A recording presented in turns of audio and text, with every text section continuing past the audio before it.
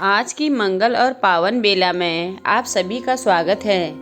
पिछली बार हमने आपको भद्रा की कहानी सुनाई थी, जिसमें भद्रा ने दुम्बी नामक राक्षस को मारकर गांव वालों को भय मुक्त किया और उसकी सहायता की थी।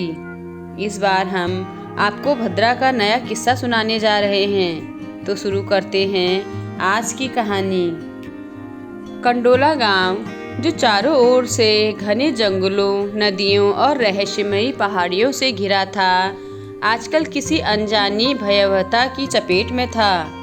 यह गांव एक समय शांत और खुशहाल हुआ करता था, लेकिन अब वहां डर और बेचैनी ने डेरा डाल रखा था।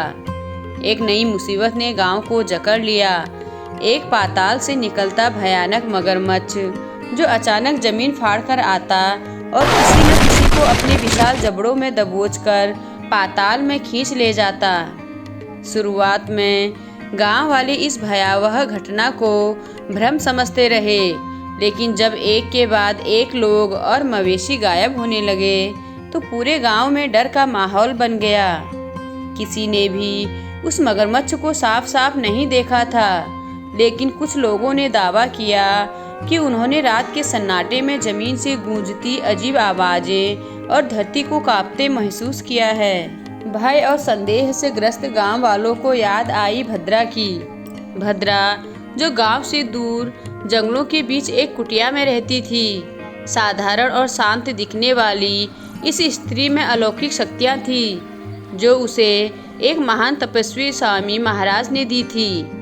वही स्वामी महाराज जो हिमालय में अद्भुत सिद्धियां प्राप्त करने के लिए निकल गए थे, लेकिन भद्रा को उन्होंने अपनी कुटिया और वन गांव की रक्षक बनाकर छोड़ा था।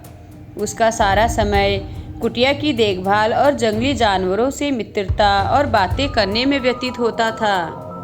गांव वाले भयभीत होकर भद्रा के आश्रम पहुंचे और पूरी घटना विस्तार से सुनाई। पहले तो भद्रा को यकीन नहीं हुआ। एक मगरमच्छ जो जमीन से निकलकर लोगों को पाताल में खींच रहा था, यह कोई सामान्य जीव नहीं हो सकता। उसमें कोई मायावी या तांत्रिक शक्ति शामिल होने का संदेह था। भद्रा ने तत्काल अपने सबसे विश्वसनीय साथी कब्बू नामक एक विद्वान कबूतर को बुलाया। उसने कहा, कब्बू, मुझे लगता है इस रहस्य के पीछे कोई तांत्रिक षड्यंत्र है। तुम जाकर इस बात का पता लगाओ और गांव के चारों ओर नज़र रखो।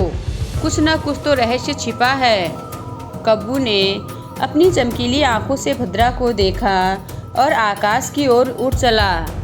कई घंटों की निगरानी के बाद कब्बू ने देखा कि जंगल के उस पार एक पुरानी गुफा के पास एक काला तांत्रिक रह रहा था, जो हवन कर रहा था, जिसमें वह तामसी मंत्रों का उच्चारण कर रहा था। उस तांत्रिक के पास एक विशाल मगरमच्छ था, जो साधारण नहीं था।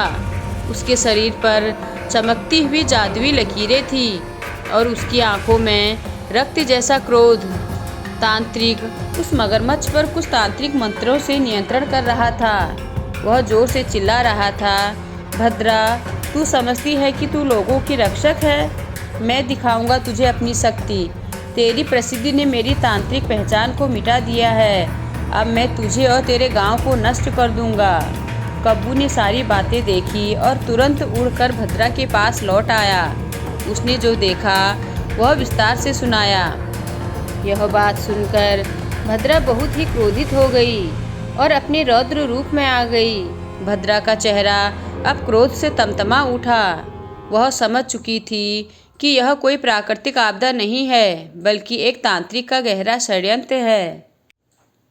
भद्रा ने अपना दिव्य दंड उठाया और गांव वालों के साथ गुफा की ओर प्रस्थान किया। जब वह वहां पहुंची तो तांत्रिक ने पहले से ही उसे आते हुए देख लिया था। वह मगरमच्छ को युद्ध के लिए पूर्ण रूप से तैयार कर चुका था। भद्रा को देखकर तांत्रिक बोला, तो आ ही गई जंगल की रानी। तांत्रिक ने हंसते हुए कहा, रक्षक को बुलाया जाए तो वह आती ही है। भद्रा ने गंभीर स्वर में कहा। भद्रा भी युद्ध के लिए तैयार थी। अचानक धरती कांपी और मगरमच्छ ने भयंकर चीख के साथ भद्रा पर हमला किया। मगर भद्रा हवा में कूदी और अपने शक्ति दंड से मगरमच्छ पर प्रहार किया। युद्ध भयंकर था। भद्रा और मगरमच्छ के बीच ऐसा संघर्ष हुआ जैसा किसी ने कभी देखा नहीं था। पर भद्रा जानती थी कि वह तब तक मगरमच्छ को नहीं मार सकती जब तक उसका तांत्रिक नियंत्रण न टूटे। उसने अपनी दृष्टि तांत्रिक पर डाली, जो मंत्र उच्चारण के साथ साथ यज्ञ में आहुति डाल रहा था, जिससे मगरमच्छ को शक्ति मिल रही थी। भद्रा ने अपनी दिव्य ऊर्जा से उसके यज्ञ को समाप्त कर दिया। यज्ञ समाप्त करने के बाद भद्रा ने तांत्रिक पर हमला किया। तांत्रिक ने भी अपनी शक्तियों का प्रयोग भद्रा पर किया और दोनों में युद्ध होने लगा। काफ़ी देर युद्ध चलता रहा, परंतु तांत्रिक अपनी शक्ति से भद्रा के तेज का सामना नहीं कर सका और अचानक वहां से अदृश्य हो गया। भद्रा ने अपनी शक्ति से उसका पता लगाने की कोशिश की, परंतु तांत्रिक वहां से भाग निकला। भद्रा थोड़ी देर शांत खड़ी रही। उसकी आंखों में अब भी सतर्कता थी। फिर उसने चारों ओर देखा और जब उसने यकीन कर लिया कि अब खतरा टल चुका है, गांव वालों ने उसका स्वागत फूलों और जयघोषों से किया। अब कंडोला फिर से सुरक्षित था, लेकिन भद्रा जानती थी कि जब तक स्वामी महाराज वापस नहीं आते तब तक उसे और भी रहस्यों और खतरों का सामना करना पड़ेगा। तो दोस्तों, मुझे पूर्ण आशा है कि भद्रा के इस किस्से को आपने बहुत पसंद किया होगा। तांत्रिक का आगे क्या होता है और भद्रा पर आगे कौन सी मुसीबत आने वाली है, यह हम आगे बताने वाले हैं। आपसे विनती है कि चैनल को सब्सक्राइब करके वीडियो को लाइक ज़रूर करें। धन्यवाद।